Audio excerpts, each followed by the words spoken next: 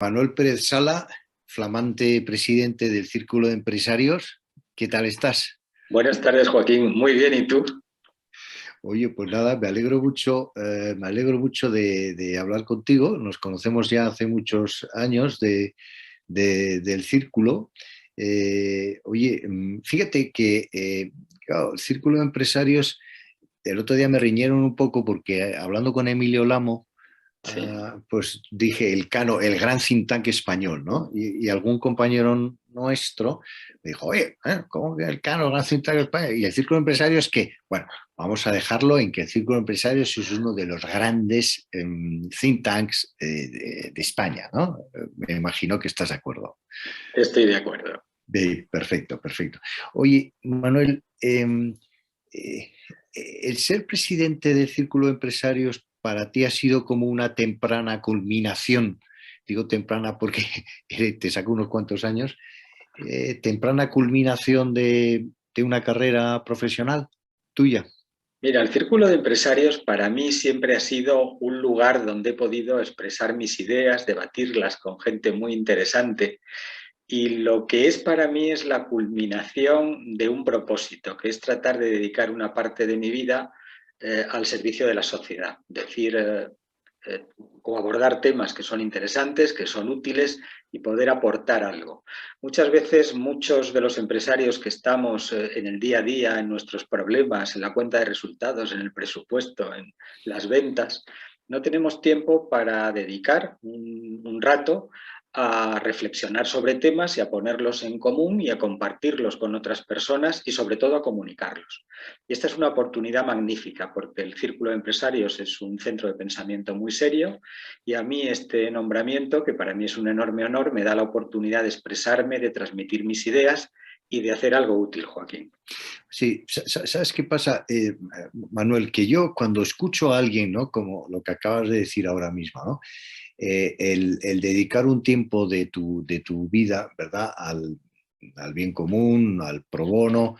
Eh, bueno, es un mundo donde se mueve Consenso y Regeneración, ¿no? Y Sí. donde se mueve la Fundación Jan Bosca, ¿no? Que somos todos gente que estamos cada uno en nuestras profesiones, ¿no? Tú y yo en el Sí. caso, pues empresarios, ¿no? Y fíjate que sucede una cosa que es muy curiosa, y es que los que no tenemos tiempo somos los que ponemos tiempo en estas cosas, ¿no? Esto es una cosa curiosa, ¿no te parece? Y es muy positivo porque responde a una inquietud personal. Y cuando uno es inquieto, es curioso, tiene ganas de profundizar en algún tema, saca el tiempo de donde puede. Ya sabes que normalmente los momentos mejor empleados son esos que sustrae uno de cuando no tiene tiempo, ¿no? De situaciones de gran ocupación. Sí.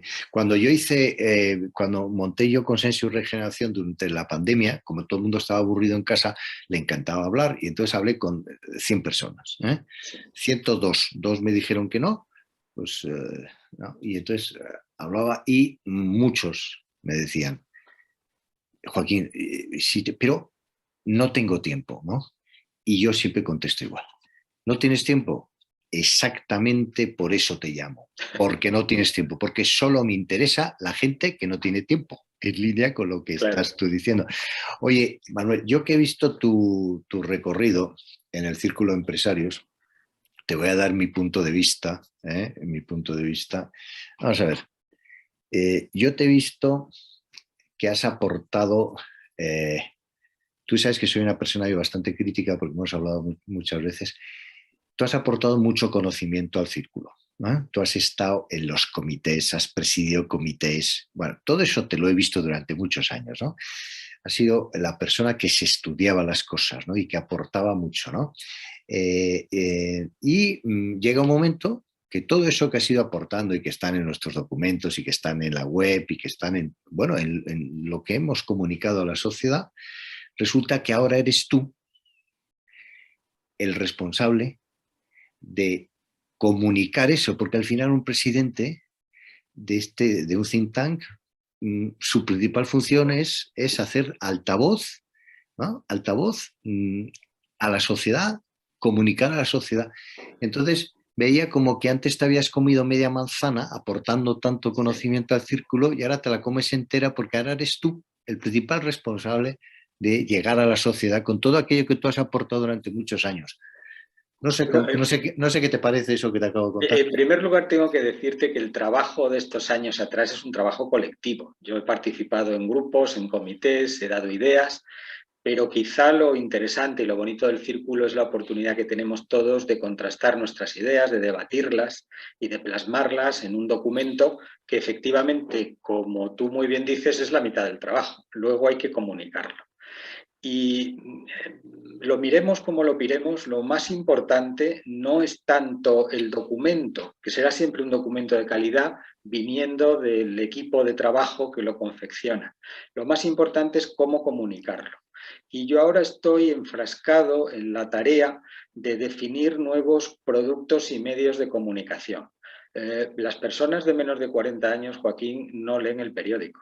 No. Las personas de menos de 40 años utilizan las redes sociales, reciben información fundamentalmente visual y verbal, y como consecuencia, si uno quiere transmitir un mensaje a la mitad de la población, tiene que utilizar un medio como este. Tiene que ser capaz de comunicar ideas, expresarse en un medio audiovisual y ser capaz de convencer de ellas. Entonces estoy comiéndome la segunda mitad de la manzana, efectivamente. Sí, Estoy sí. tratando de comunicar las ideas que hemos debatido durante muchos Sí, años. sí, y la manzana es magnífica. Me gusta tu humildad, que claramente es una de tus cualidades, clarísimamente.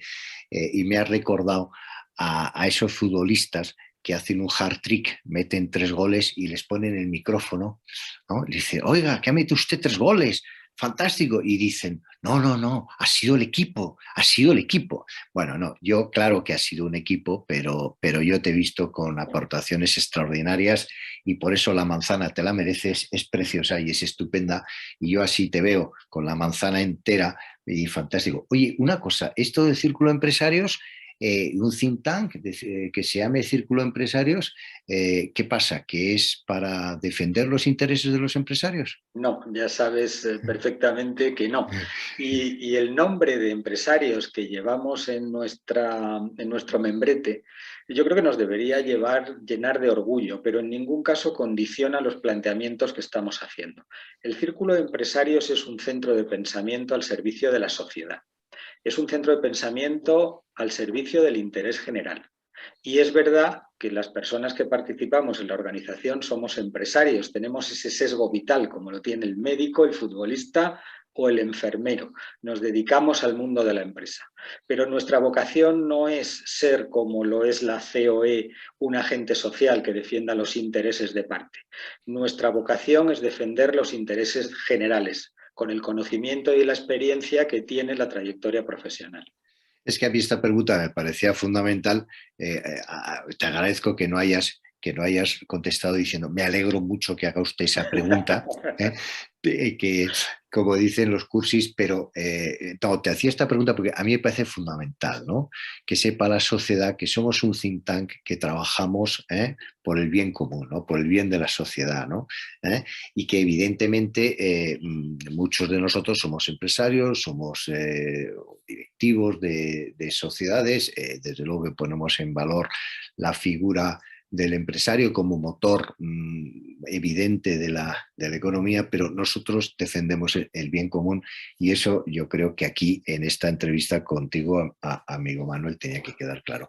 Y Oye, tenemos que anteponer ese objetivo a cualquier interés personal o de nuestras propias empresas. Eso lo dejamos en casa o en nuestra sede social y cuando trabajamos en el círculo de empresarios lo hacemos de forma desinteresada. Oye, sí, y además, mira, eso es una cosa que está muy bien que la digas porque es una cosa que me ha encantado siempre del círculo, ¿no? Para mí el círculo ha sido un modelo, ¿eh? Un modelo en el que hemos, en otras cosas que he hecho en mi vida con otras personas, por cierto, también socios del círculo de empresarios, y hemos hecho sociedades que se llaman círculo de, o sea que fijándonos, pero fíjate, acabas de decir una cosa que es verdad, ¿no? Es verdad y que sí también hay que poner en valor, ¿no? Que cuando entramos por la puerta del círculo de empresarios no estamos vendiendo nuestra compañía, ni estamos buscando clientes, ni proveedores, ni inversores, ni contactos porque me va a ir bien, sino estamos dejando parte de nuestro tiempo en producir una serie de ideas que entendemos que por ahí va el bien común. Oye, y otra cosa, somos también profetas, porque es que hemos vivido situaciones en las que hemos salido con documentos hace muchos años, Sí. ¿eh? No nos han hecho ni caso, a veces nos hacen caso, otras veces no nos hacen caso. Muchas veces pensamos que estamos predicando en el desierto y al cabo de unos años dicen que a la fuerza ahorcan, pues nos hacen caso. ¿Tú crees que esa parte de profetas que no quisiéramos, ¿no? Pero que quizás nos adelantamos un poquito y que poniendo ideas que hay que poner en marcha y que si no se ponen tarde o temprano hay que ponerlas? Yo creo que más que profetas somos físicos newtonianos, es decir, nosotros seguimos fielmente la ley de la gravedad y cuando tratamos un problema, lo describimos y planteamos soluciones, tarde o temprano ese problema acabará siendo solucionado y alguien tendrá en cuenta nuestras recetas. Y eso es lo que ha pasado. El mundo de la política es un mundo muy cortoplacista. No es capaz de asumir sacrificios, no es capaz de acometer grandes proyectos, grandes retos que involucren y comprometan a la sociedad. Simplemente trata de defender propuestas, como decía, cortoplacistas, que satisfagan el interés aparente de los ciudadanos. Nosotros, como no nos dedicamos a eso, diagnosticamos enfermedades en la economía española, proponemos tratamientos y esperamos que el enfermo siga esos tratamientos y se cure. Y en definitiva, tarde o temprano seguirá las leyes de la física y como consecuencia el problema será algo presente que habrá que abordar muy probablemente con las recetas que nosotros hemos sugerido. Y eso nos ha pasado y yo, desde luego lo he visto durante bastantes años.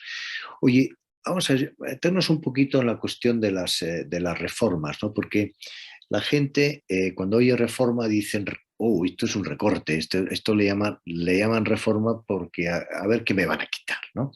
Vamos a ver, este país ha estado muchos años sin reformas, ¿no? Y aparte, muchos años con gobiernos, digamos, de derecha y de izquierda, pero también de derecha, o sea, quiero decir, ¿no? Sin reformas, ¿no? Esas reformas que no se han hecho, pues no se han podido, como consecuencia de no hacerlas, no se han podido corregir las grandes debilidades, también tiene grandes fortalezas de la economía española, que por simplificar, que sería siempre el paro, un paro que siempre es la media, el doble de la media de la Unión Europea, cosas de este tipo, ¿verdad? El paro juvenil, que ha llegado a ser el 40%, ahora no llega al 30%, ¿no? En fin, una deuda pública que ahora creo que es el 122 o 23, que es muy alta, de las más altas del mundo, si bien es cierto que nada de lo que estoy diciendo sea exclusivo de España, ¿no? O sea, una deuda muchísimo mayor la tiene Japón, la tiene Italia, Estados Unidos tiene más deuda que España, Singapur, Portugal o Grecia, es decir, no somos únicos, pero es cierto que la ausencia de reformas ha hecho que esos problemas que están ahí enquistados de la economía española en la macroeconomía siguen ahí. Y luego llegan cosas y llegan, ¿verdad? Pues llega una pandemia, por ejemplo, o llega una guerra, que son cosas externas que no controlas. Con la pandemia, evidentemente, tienes el tema del turismo, que eso pues, nos ha hecho especialmente daño, pero luego te llega la guerra, ¿no? Y te viene la inflación que estamos teniendo hoy casi ya de 2 dígitos. Y claro, pues estamos otra vez casi en ese profeta o que decías tú físico, ¿no? Dice, oiga, si hubieras usted hecho esas reformas que el círculo lleva no sé cuántos años diciéndolo, pues lo hubiera cogido con una salud, vamos a decir, económica mejor. Por lo tanto, hablemos un poquito de reformas y las más importantes. El otro día te oí explicar en pocas palabras la reforma de las pensiones, que es, digamos, una de las más evidentes, urgentes, Sí. que no es una reforma de derecha ni es una reforma de izquierda, es una reforma que hay que hacer. Hiciste una propuesta y se ha hecho un documento pero quizás puedes explicarlo en Sí, pocas palabras porque me pareció estupendo, ¿no? sí. La reforma de las pensiones es una reforma que tenemos que acometer. Y tenemos que acometerla porque seguimos prácticamente con los mismos parámetros que había en el año 1976, cuando se decide implantar un sistema de reparto como el actual.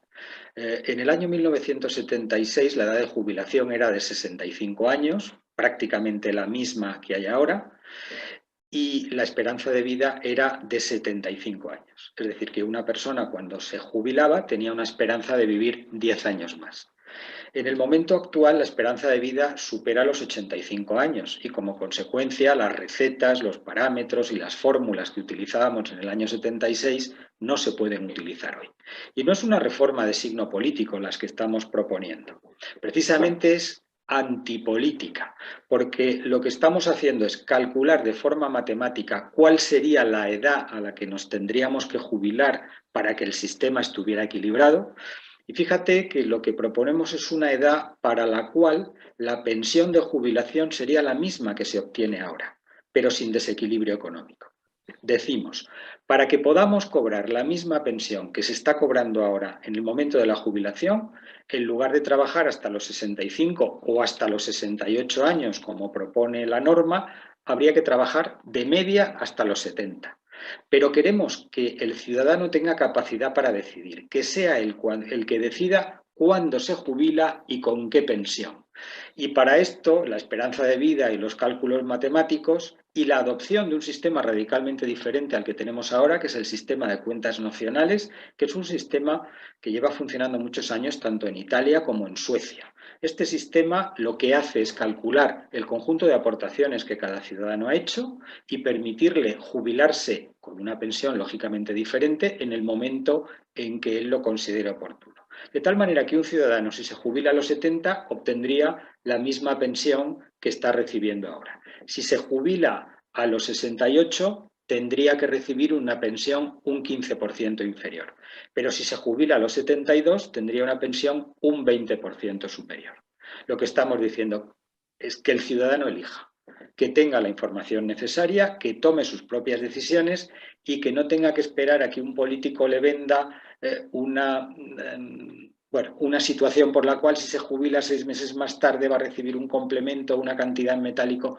Mire usted, las pensiones, a pesar de ser pensiones como las que tenemos, es decir, pensiones distributivas, las pensiones tenemos que gestionarlas nosotros mismos. Somos mayores de edad, necesitamos información y queremos tomar decisiones sobre cuándo nos jubilamos para obtener la pensión que necesitemos. Dicho esto, yo creo que el Estado, una vez que ponga este sistema en marcha y como consecuencia deje en manos de los ciudadanos las decisiones, lo que sí debería es habilitar un sistema de pensiones de mínimos o de pensiones de complementos, porque habrá personas que no puedan retrasar tanto la edad de su jubilación, que hayan tenido una vida laboral dura en el campo, en el mar, y como consecuencia esas personas necesiten un complemento.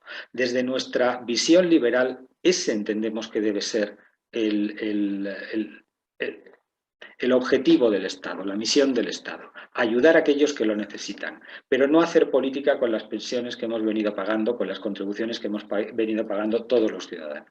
A mí me parece esta reforma de las pensiones, esta propuesta del círculo, eh, casi como lo decía yo, del profeta, ¿no? O sea que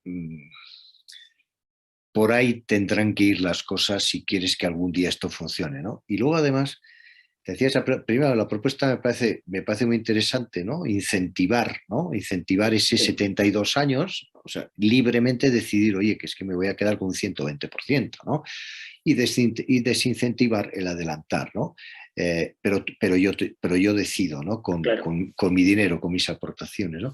Me parece muy interesante. Y luego también te ponía este ejemplo, aparte de porque la propuesta merece la pena que la hayas explicado, porque es una reforma, la gran reforma o la más urgente, a mi entender, o una de las más urgentes, que sin duda, porque, oye, aquí no estamos diciendo que haya ningún ajuste, ningún recorte, oiga, no, no, Nada. si aquí no estamos diciendo que usted va a recibir menos pensión, simplemente que se tiene que jubilar más tarde porque también su esperanza de vida es mucho mayor. Oye, referente a otra gran reforma, ¿esta reforma laboral última es una contrarreforma o qué dirías tú? La reforma laboral, esta reforma laboral última, no es realmente una reforma laboral, es una pequeña contrarreforma. Es una pequeña contrarreforma de la ley de mercado de trabajo que teníamos con anterioridad.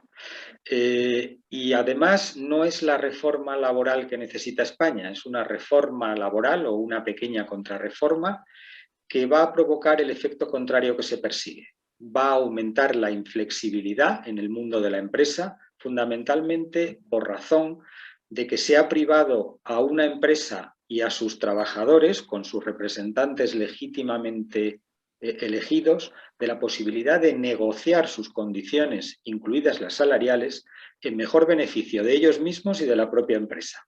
Ahora resulta que esa negociación ya no se puede hacer a nivel de empresa y hay que hacerla a nivel sectorial, y además no negocia el empresario con sus trabajadores, negocia el presidente de la COE con los líderes sindicales, con lo cual es un paso atrás en la flexibilidad y como consecuencia, si empresas medianas o pequeñas no tienen capacidad para negociar sus propias condiciones laborales, pues esto, inflexibilidad, traerá consigo probablemente más desempleo.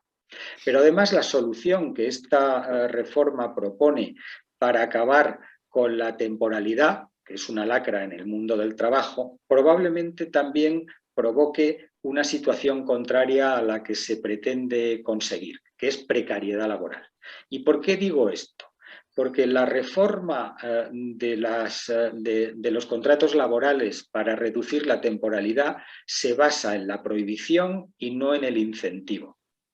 Actualmente, una de las razones por las cuales el mercado laboral español tiene tanta temporalidad es porque en una situación de incertidumbre, el empresario que no tiene la seguridad de poder contratar a un trabajador de forma indefinida, lo hace de forma temporal. Pero, sin embargo, crea empleo. Si nosotros prohibimos la contratación temporal, por ejemplo, de una persona en un periodo de 18 meses o de 24 meses, es posible que algunos contratos no se celebren. Y los que se celebren, si se celebran en una empresa con una cierta incertidumbre, van a ser contratos de un año y al no poder prorrogarse habrá que rescindirlos y contratar a otra persona. Eso va a perjudicar al trabajador, va a perjudicar al empresario y, en definitiva, con la prohibición no conseguimos solucionar el problema. ¿Nosotros qué estamos proponiendo? Nosotros estamos haciendo una propuesta valiente que creo que bien explicada podría ser aceptada por todo el mundo, que es equiparar los costes de despido del contrato parcial con el contrato indefinido, es decir, del contrato temporal con el contrato indefinido. El contrato indefinido en este momento, cuando se resuelve por razones causales, tiene un coste de indemnización de 20 días por año. Y el contrato temporal, que se resuelve a su finalización, tiene una indemnización de 12 días por año. Lo que proponemos es que sea 16 común para los dos contratos, lo cual hace que sea absolutamente indiferente celebrar un contrato temporal o indefinido, salvo que el contrato deba ser temporal porque el motivo de la contratación no sea permanente en el tiempo, sea indefinido. Entonces, en ese sentido, con este esquema, en el cambio, en el esquema contractual de nuestro mercado laboral, acabamos con toda la temporalidad originada por el miedo a tener que asumir costes inasumibles en situación de incertidumbre. Incentivamos la contratación indefinida y no proponemos o no supone esto ningún perjuicio absolutamente para nadie. Si además complementamos esto con la mochila austríaca, la persona que no pueda continuar ejerciendo su trabajo irá acumulando, si no quiere utilizarla, una indemnización que podrá utilizar más adelante, que podrá utilizar para su formación personal o que si a lo largo de su vida laboral nunca utiliza, como es el caso de la mayor parte de los empleados, podrá incorporar a su plan de jubilación. Creemos que es una propuesta valiente y sensata. Sí, fíjate que, porque o sea, nosotros como empresarios tenemos el deber también de mirar y de ser críticos con nosotros mismos. Y no cabe duda que en España hay un abuso con la Sí. temporalidad. ¿Eh? Hay un abuso, ¿no? Entonces, cuando ves empresas, ¿no? Por ejemplo, empresas que no dan abasto, ¿no? No sé, estoy viendo ahora el sector de la construcción en determinados sitios, ¿no? Que tienen trabajo que no son capaces, ¿eh? Y resulta que despiden a un trabajador un viernes y el lunes lo contratan, a mí me produce repugnancia. No Entonces tiene sentido.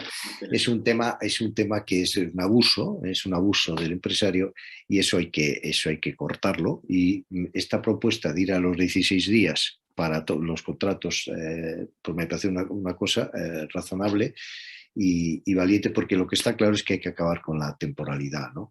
Aparte que, no sé, yo como empresario que nunca he hecho eso, es que ni me lo he planteado, entra alguien, pues contrato indefinido, 6 meses de prueba, oiga, porque me puedo equivocar. Sí. Yo en la selección de esa persona o esa persona en la selección de la empresa, ¿no? Tenemos un periodo para pensarlo, ¿no? Y lo demás, pues a no ser que la propia naturaleza, ¿verdad? Si estás hablando de un hotel de verano, bueno, pues que lo abres 3 meses, ¿no? Pero aparte de eso, pues lo demás pues tienen que ser contratos indefinidos. Y en ese sentido la propuesta de los 16 días me parece muy bien. Oye, ya por no decir nada sobre estas últimas medidas que está proponiendo el presidente del gobierno, en donde me imagino que la parte de Podemos del gobierno le ha colado algo que a mí me parece inaudito, ¿no? Que es no despedir, está prohibido despedir en las empresas, ¿no? Lo que subyace detrás de alguien que en el BOE escribe y no se puede despedir trabajadores, subyace la idea de que hay un empresario que hay que pararle los pies, porque a la que te despistas un poco, echa a la gente porque sí. Y entonces esa mala acción, casi diría ética, hay que pararla. Ustedes deben ser buenos y no despedir. Claro, esto, oye, me parece tremendo, ¿no? O sea, me parece tremendo primero porque me imagino que es de donde viene esto de la parte de Podemos, de la parte, digamos, de la extrema izquierda, ¿no? Y yo diría, no sé, Manuel, ¿qué te parece, no? Pero gente, déjame una reflexión súper Sí. rápida, ¿no? Gente que, bueno, entiendo que 2 ministros que se sientan en el Consejo de Ministros son del Partido Comunista. Hombre, yo diría, oiga, por un poquito de consideración, cuando se hable de economía, que los comunistas se queden callados. Por consideración al sentido común, porque todas sus recetas económicas, ¿verdad?, han fracasado en cualquier lugar del planeta y en cualquier momento de la historia. Por lo tanto, mire usted, de cuando hablen de eso, porque hablen los que saben, los que tal, ¿no? Entonces, esto de no despedir me parece, Sí. oye, sinceramente, me parece escandaloso. Yo no soy extremista, pero es que me parece una cosa inaceptable. Sí, ¿Qué te pero parece? yo creo que tenemos que hablar de las cosas con naturalidad y esto es un disparate y hay que decir que es un disparate. ¿Por qué? Dentro de la población activa española, el 85% de los empleos los crea el sector privado, solamente un 15% de los empleos los crea el sector público.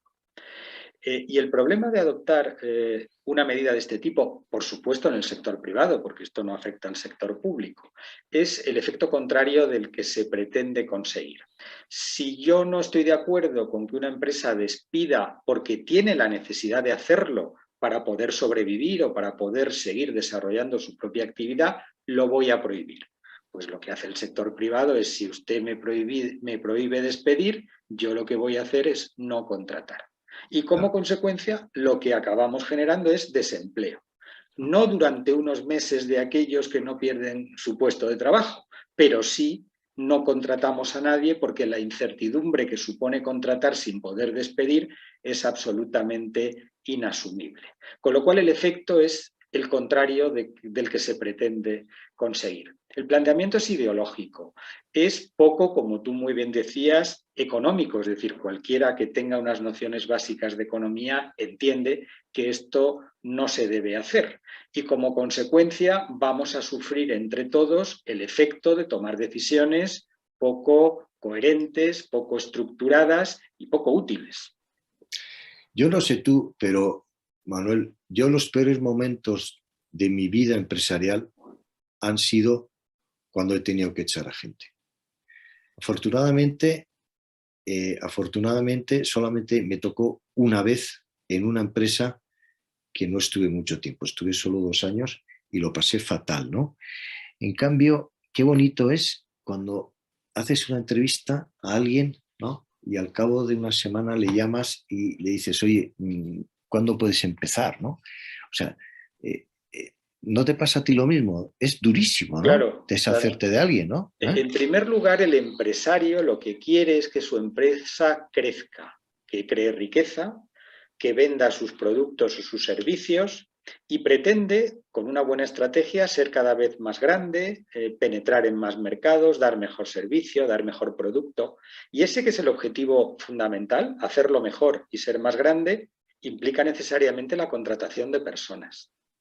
Solamente cuando las circunstancias de crisis, y a mí también, como tú dices, me ha tocado vivirlo, en el año 2009, cuando realmente la situación era absolutamente crítica, un empresario, yo en aquel momento presidía una pequeña empresa de 50 empleados, y nos teníamos que plantear despedir a la mitad para poder sobrevivir.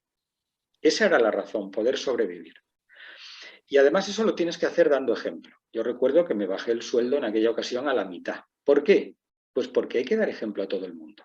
Si tenemos que prescindir de alguna persona y todos los empleados tienen que rebajarse en cierta medida el sueldo, el primer ejecutivo tiene que dar ejemplo y tiene que colocarse muy por debajo de lo previsible. Y como consecuencia, la gente está pensando, podría pensar, no, pero usted tenía un sueldo muy alto y se lo rebajó a la mitad y seguía siendo muy alto. Pues no tenía un sueldo muy alto y mi sueldo quedó por debajo de la media de los salarios de la compañía. Pero tenía que dar ejemplo. Y coincido contigo, crear empleo es maravilloso. El decirle a una persona, te llamo para decirte que has sido contratado, es una de las satisfacciones más grandes que uno puede experimentar. Y tener Absolutamente. que despedir a alguien es un trago enormemente amargo. A nadie le gusta. Y solamente lo hacemos porque no queda más remedio. Porque despedir a algunas personas es la única manera de salvar el empleo de otras. Sí, sí, la verdad es que hemos vivido experiencias parecidas y por eso, claro, por eso quien hace toma este tipo de medidas de no despedir a nadie, hay que saber de esto. O sea, hay que estar en una empresa, hay que tener una empresa, o haberla tenido, tener una experiencia y entonces puedes opinar, ¿verdad? Opinar sin saber. Esto es peligroso. Hoy se nos está yendo el tiempo. Yo ya me lo imaginaba que íbamos a empezar a hablar y íbamos a hablar de muchas cosas. Se me queda en el tintero una cosa que es fundamental, pero que no tenemos mucho tiempo, que es la reforma de la educación, ¿verdad? La educación, sobre todo la universitaria, en los rankings pues estamos muy mal y, en fin, y además aquí en Consejo de Regeneración hay mucha gente de la academia, pero no tenemos tiempo para más. Pero sí te quiero preguntar algo que pregunto a todas las personas con las que hablo, ¿no? Que ahora ya son más de 40 y pico. Manuel, ¿qué te gustaría? ¿Cuál es tu sueño para España? Un sueño más o menos realista para el medio corto plazo. ¿Qué te gustaría ver en España que ahora no ves? Mira, yo muchas veces cuando pienso en el futuro de nuestro querido país, pienso en mis hijos. Y lo que pienso es qué podemos hacer, qué puede hacer nuestra generación para ofrecer a nuestros hijos un futuro mejor. Y nuestros hijos hoy tienen educación, pero no tienen formación para el empleo. Como tú muy bien decías, la educación es una gran asignatura pendiente. Pero lo que tenemos pendiente en este país es capacitar a nuestros jóvenes para el empleo, que estén formados para poder trabajar. Luego, además de darles formación para el empleo, tenemos que darles estabilidad en el trabajo, que no tengan que recurrir permanentemente a trabajos temporales, que puedan tener un trabajo digno, que puedan comprarse una vivienda, que puedan comenzar a desarrollar su proyecto de vida, que no tengan que pagar los impuestos que generará la deuda que nosotros no hemos pagado, que puedan planificar su jubilación, que puedan decidir cuándo se van a jubilar y que desarrollen su vida en libertad con unos impuestos moderados que los haga libres y no esclavos de un sistema del que van a obtener pocos beneficios. Por eso te decía que cuando pienso en el futuro de nuestro país, pienso en el futuro de mis hijos, no específicamente de mis hijos, de todos los hijos de nuestra generación. Y lo que espero es que nuestra generación sea capaz de ofrecerles ese futuro mejor. Espléndida respuesta.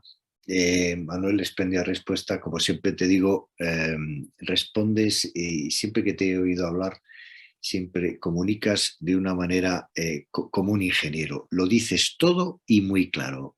Habrá gente que no le gustará lo que has dicho, pero no habrá nadie que no te haya entendido, ¿no? Y como siempre, pues pensando en el bien común. Querido Manuel, como digo, se nos ha ido el tiempo, eso es que teníamos muchas cosas que decir y nos hubiéramos pegado media hora más. Pero bueno, te despido aquí. Muchas gracias por participar en esta charla de consenso y regeneración, donde por cierto hay 4 presidentes del Círculo de Empresarios. En fin, hay gente de todas las profesiones, de la cátedra, y además somos transversales. Ya sabes que todas las organizaciones dicen, sí, y somos transversales. Luego ves la lista y son todos de derecha, otros de izquierda. No, yo ahí fui, cogía uno de un sitio, otro de otro, uno centro, otro izquierda, ahí fui matemáticamente bien dirigido. Bueno, pero a lo que voy. Muchas gracias, Manuel. Encantado de haber charlado contigo, siempre es un placer y hasta otra. Gracias, Joaquín, ha sido un verdadero placer y os animo a que continuéis con este tipo de encuentros y de charlas que creo que son muy útiles para el conjunto de la sociedad. Un abrazo. Un abrazo, Manuel. Adiós, Manuel.